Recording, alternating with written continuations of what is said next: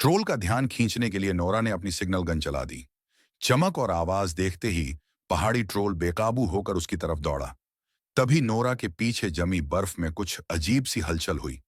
अगले ही पल बर्फ फट गई और नीचे से एक और ट्रोल बाहर निकल आया। वो कोई मामूली ट्रोल नहीं था। वो पहाड़ी ट्रोल कबीले का राजकुमार था। सामने खड़े ट्रोल को पहचान कर, जो कभी उसके पिता के अधीन रह चुका था, उसने उससे बात करने की कोशिश की।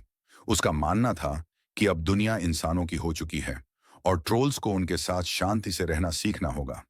मगर बातें बेकार गईं। उस बूढ़े ट्रोल के दिल में इंसानों के लिए नफरत अब भी जिंदा थी।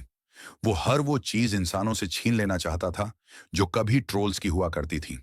जब दूसरे ट्रोल को समझ आ गया कि बातों से कुछ नहीं होगा, तो उसने जोर जबरदस्ती का रास्ता चुना। दोनों ट्रोल एक दूसरे पर दहाड़ने लगे, जैसे पूरा पहाड़ गूंज उठा हो। गुस्से में पागल बूढ़े ट्रोल ने जमीन पर पूरी ताकत से पैर पटका। मोटी जमी हुई बर्फ टूट गई और दरार तेजी से दूसरे ट्रोल की तरफ फैलने लगी। नोरा समझ गई कि अगर वो बीच में फंसी तो बचना मुश्किल होगा। वो बिना सोचे समझे वहां से भाग खड़ी हुई। नोरा तो किसी तरह बच गई, लेकिन ट्रॉल इतना खुशकिस्मत नहीं था।